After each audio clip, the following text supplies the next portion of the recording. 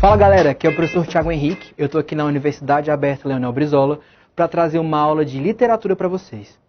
Então, se está tudo bem comigo, se está tudo bem contigo, vem fazer parte dessa história porque hoje nós vamos falar sobre modernismo. Gente, o modernismo ele é uma escola muito doida. Essa é a verdade, porque a gente está muito acostumado a trabalhar escolas literárias que duram um século e meio. E quando a gente chega no modernismo, no Brasil, por exemplo, ele vai durar, entre aspas, um século. A gente vai dizer que é a literatura do século XX, mas nós não conseguimos colocar datas muito precisas do seu término, por exemplo. Diferente do início, que vai começar em 1922, como nós vimos, o seu término ainda é meio diluído. Temos alguns autores como Clarice Lispector, Guimarães Rosa, que ao mesmo tempo que fazem parte da geração de 45, também vão ser conhecidos como pós-modernos, vão influenciar na literatura contemporânea, enfim. O modernismo vai ser essa escola onde tudo é possível. A gente parte desse pressuposto.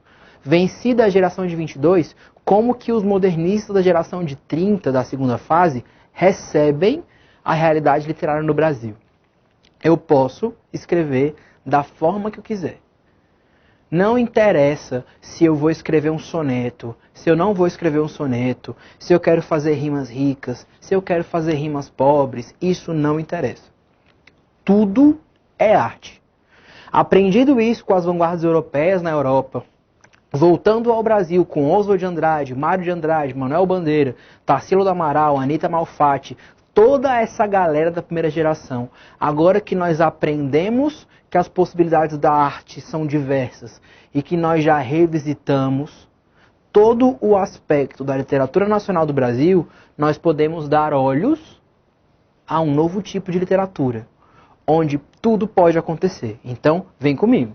Presta atenção. Segunda fase do modernismo, a gente vai falar hoje um pouco mais especificamente da poesia, tranquilo? Mas, de maneira geral, a parte histórica, o contexto histórico vai ser o mesmo.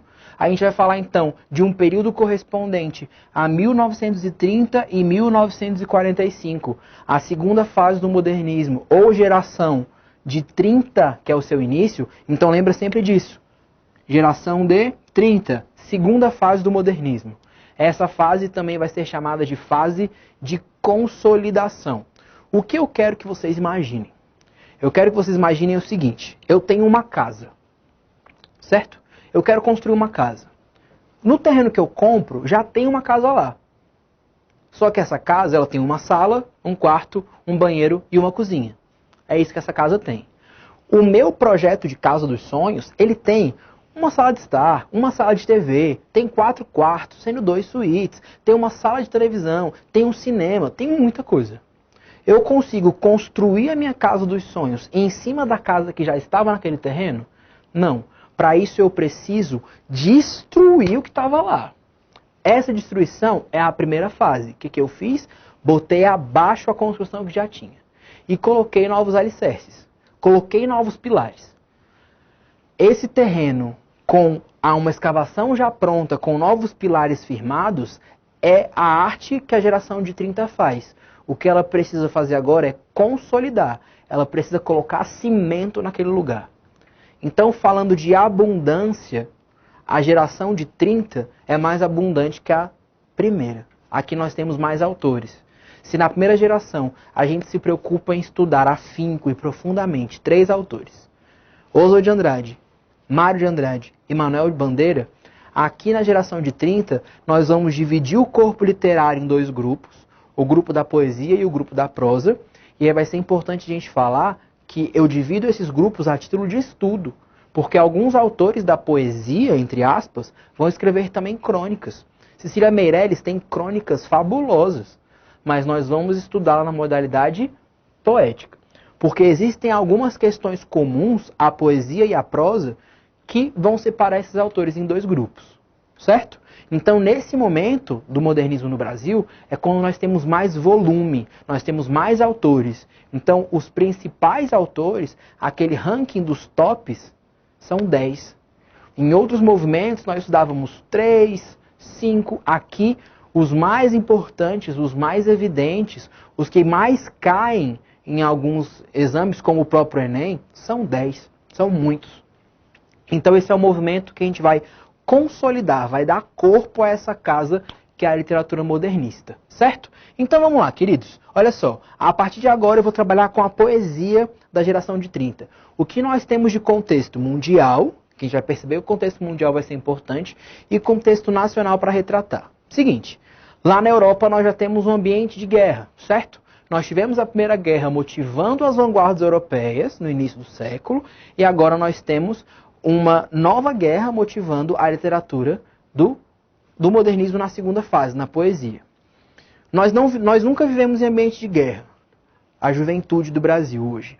Se você tem aí os seus 20, 22 anos, você nunca vivenciou um movimento de guerra. Eu também não vivenciei, mas os meus avós, meus bisavós vivenciaram.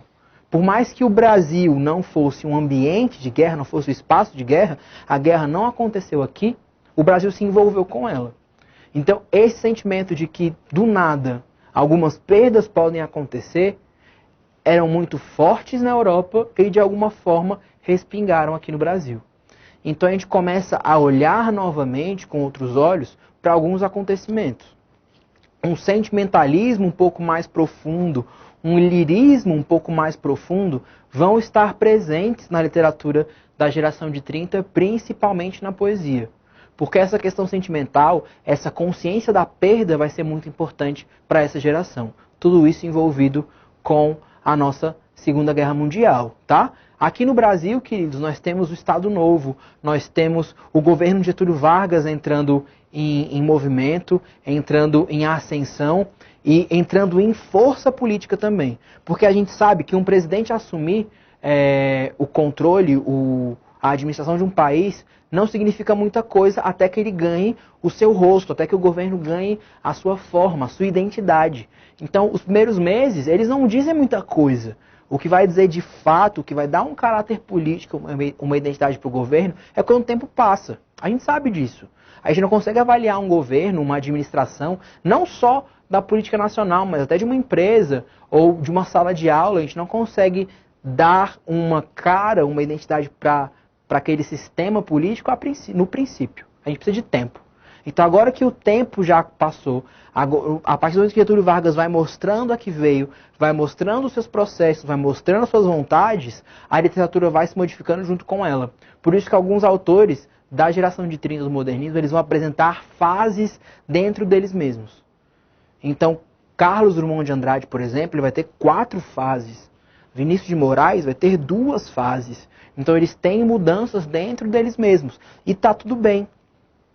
A partir do momento que o modernismo permite que esses movimentos aconteçam, os autores se sentem livres para mudar. Eles não estão presos a um elemento só. Eles não estão presos a uma forma fixa de fazer poesia ou uma forma fixa de fazer arte. Tá? Tiago, por que esses contextos históricos são tão importantes? Você vai lembrar comigo que antes do modernismo nós temos o pré-modernismo. O pré-modernismo, ele é esse abandono inicial ao parnasianismo, que tudo bem, a estética vai ficar escondidinha lá. Agora a gente precisa falar sobre alguns sistemas sociais e alguns problemas sociais que nós temos no Brasil. Os pré-modernistas, eles acreditam nisso. Então nós temos, como contexto histórico, a revolta da chibata, a revolta da vacina, lá no pré-modernismo. Nós temos o cangaço, nós temos a guerra de Canudos, nós temos muitas coisas. E os autores vão falar sobre isso. Então nós temos Triste Fim de Policarpo Quaresma, que vai retratar a sociedade e o contexto histórico do Rio de Janeiro, com a revolta da Armada. Nós temos Canudos sendo retratado também em Os Sertões. Então tudo isso vai ser muito importante para a gente trazer a questão social de volta para a poesia, de volta para a arte. Legal. O social está de novo na arte. Isso de 1900 a 1922. Quando o modernismo começa, a questão social é um primeiro objetivo? Não. O primeiro objetivo é reconstruir a ótica sobre a própria arte. Então essa questão social ela vai ser escondida, e agora a gente fala sobre identidade nacional e sobre estética. E fala, e destrói, legal. Vencemos isso, o aspecto social retorna. Na segunda geração, então, na segunda fase da geração de 30, essa questão social vem à tona novamente. E de que forma isso se apresenta? Isso vai mostrar mais racionalidade e questionamento sobre o espaço vivido pela geração de 30. Então, os poetas da geração de 30 vão trazer esse sentimentalismo, vão trazer essa reflexão, esse lirismo, graças a essa possibilidade artística que nós temos a partir de agora, da geração de 30, de olhar para a temática, de olhar para o tema de uma forma mais racional e mais questionadora. Tudo isso em detrimento àquele espírito destrutivo que nós encontramos na geração de 22. A gente sabe que a geração de 22 veio para ser afrontosa mesmo. A geração de 30 ela é mais questionadora, ela é mais reflexiva, certo? Então, o que a poesia vai apresentar a partir disso? Quais são as principais características da poesia de 30? Vem comigo. Nós temos, primeiro, liberdade formal. Tudo que for herança de 22, a gente vai escrever isso aqui, ó. Herança de 22. Por que que a liberdade formal é herança de 22? Por que que a liberdade formal está aqui na geração de 30, mas está conectada à geração de 22? Porque foi na geração de 22 que nós garantimos que cada poeta tem liberdade para escrever da forma que quiser. Se eu falo Vinícius de Moraes para vocês, e vocês derem uma rápida pesquisada sobre Vinícius de Moraes, quase todas as obras que vocês encontrarem vão ter no título a palavra soneto. Eu tenho soneto de fidelidade, soneto de separação, soneto do amor maior, soneto do corifeu. Isso não vai fazer sentido a princípio. Porque o que a gente geralmente internaliza sobre a geração de 22? Você não pode escrever por parâmetros. Você não pode se apropriar de formas fixas. Não é isso que a geração de 22 propõe. A geração de 22 propõe que você seja livre para escrever da forma que você bem compreender, que você bem entender. Se a sua estética é fechada, se você gosta de forma fixa, se a forma fixa te ajuda a escrever e a chegar no seu objetivo, fique tranquilo, você pode utilizá-la. O que você não pode é julgar o seu colega poeta que prefere escrever com versos livres. É isso que a geração de 22 condena. Esse fechamento, essa reclusão somente às formas fixas, tá? Então, eu posso encontrar formalidade em alguns poemas da geração de 30? Pode. Como você também encontra na geração de 22. Os Sapos do Manuel Bandeira, por exemplo, a métrica dele é muito certinha. O ritmo dele é muito certo. Mas isso ajudava a construir o seu objetivo de crítica. Assim como agora os sonetos para o Vinícius de Moraes, por exemplo, ajudam a construir esse lirismo exacerbado que nós temos na poesia do Vinícius. Tranquilo? Então mantém isso na sua cabeça. Liberdade formal não quer dizer que você não pode utilizar a forma. Você pode, se for uma escolha individual. Se eu posso, então, utilizar a forma ou não utilizar a forma, eu posso experimentar novas construções. Concorda comigo? Se eu posso experimentar novas construções, eu tenho, então, o que nós chamamos de experimentação estética. Ah, tudo bem. Um soneto são 2 quartetos, 2 tercetos. Quero experimentar. Eu quero não escrever um soneto, mas eu quero me apropriar disso e escrever 2 tercetos e 2 quartetos. Eu posso? Pode. Porque a sua estética ela é experimental. A sua estética ela abre novas possibilidades. Tranquilo? Então, essa liberdade formal, ela permite que eu experimente. Então, assim como a liberdade formal é herança de 22, a experimentação estética também vai ser o quê? Herança de 22. Versos brancos e livres. Versos brancos e livres. O que é isso? Eu sou obrigado a rimar? Não. Eu sou obrigado a fazer versos com 11 sílabas poéticas e ritmo acentuados nas segundas, quinta e sétima sílabas poéticas? Não. O uso de versos brancos e livres permite que eu, poeta, escreva o meu verso da maneira que eu bem entender. Com rima ou sem rima. Ou com rima pobre ou com rima rica. Eu quero rimar verbo com verbo. É o que vai garantir a semântica do meu poema. Se eu sempre terminar com um verbo no infinitivo com ar, andar, falar, casar. se deu sentido para o meu poema, por que eu não posso utilizar? O que me proíbe? Então, esse terceiro ponto aqui, ó, também vai fazer parte das heranças que a geração de 22 traz para a poesia de 30. 3 elementos já são iguais. O que isso quer dizer? Isso quer dizer que tanto a geração de 30 como a geração de 22 comungam do mesmo movimento. A gente sempre precisa encontrar nas gerações questões que sejam comuns para que a gente possa olhar e falar, beleza. É por isso que tanto Manuel Bandeira como Vinícius de Moraes são modernistas. Porque essas características, elas são comuns a eles.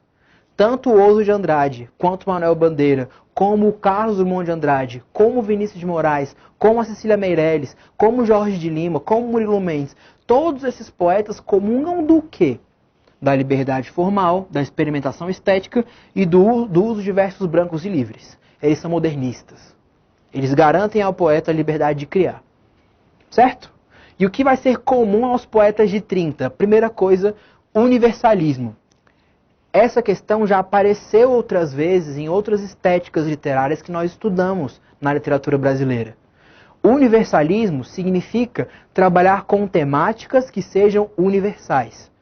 Se eu trabalho com uma rapsódia, por exemplo, é aí que a gente começa a diferenciar a geração de 30 da geração de 22. Se eu trabalho uma rapsódia como é Macunaíma e trago lendas da mitologia indígena, da mitologia tupi-guarani do Brasil, esse tema não é universal.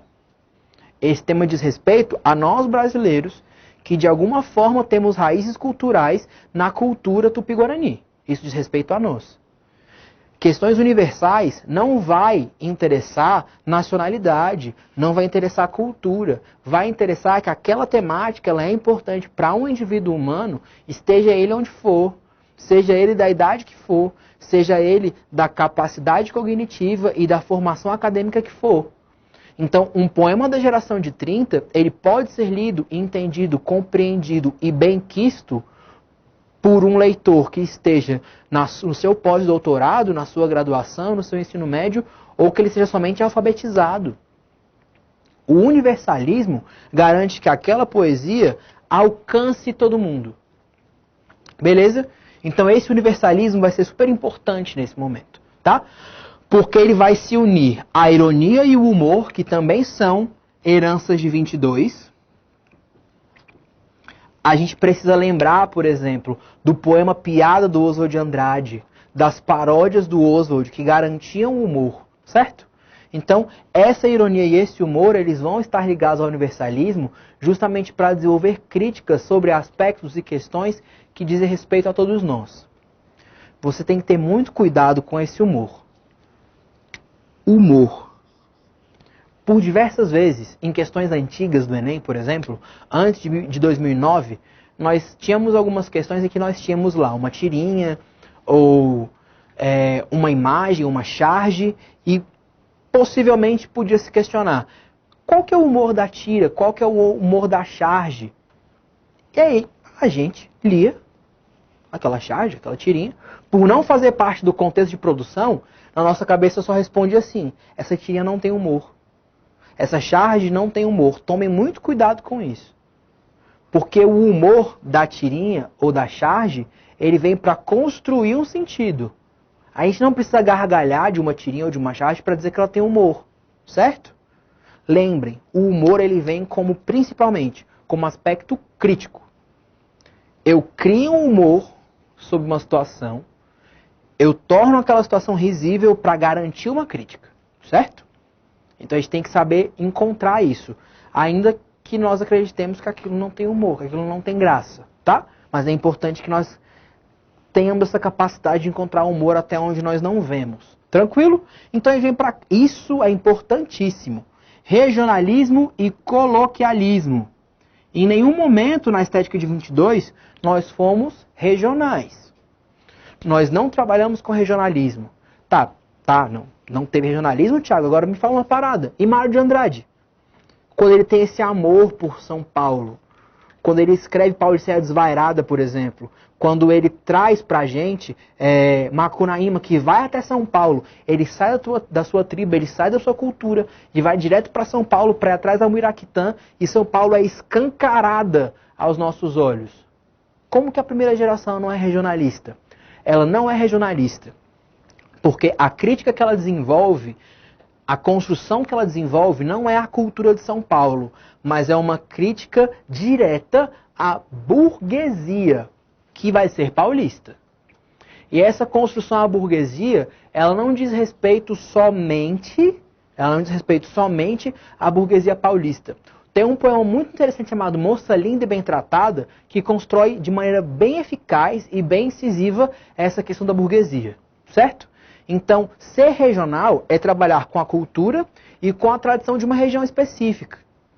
Logicamente, como nós já falamos muito sobre o Sudeste, como o Sul também é uma região muito bem vista pela sociedade brasileira como um todo, para onde a gente vai olhar nesse regionalismo? Para o Nordeste. Qual vai ser a língua coloquial que nós vamos trazer à luz na poesia? O coloquialismo, o vocabulário, o léxico do Nordeste. Na poesia isso vai aparecer, mas na prosa isso vai ser muito mais evidente e muito mais forte. Se eu estou com liberdade formal, experimentação estética, uso de versos livres e brancos, concorda comigo que o academicismo, a poesia pautada pela academia, pela universidade, ela vai continuar sendo rejeitada? Eu não preciso de um estudo formal sobre a minha poesia para que ela seja valorizada. O popular vale. O gosto popular é muito mais importante, porque a minha poesia tem engajamento. Certo?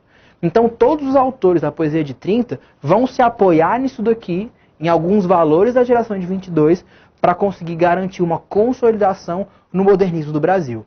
Tranquilo? Queridos, última diquinha para vocês, baixar o nosso aplicativo, abre o seu celular, baixa o aplicativo ULB e acompanhe-nos também pelo seu celular. Graças ao com o aplicativo você pode também assistir suas aulas durante o almoço, num deslocamento, você consegue garantir mais horas de estudo, mais horas de troca com a gente, enquanto está fazendo outras coisas. Beleza? Então galera, a gente vai ficando por aqui, tamo junto, a aprovação é sua, vamos nessa. Vem comigo.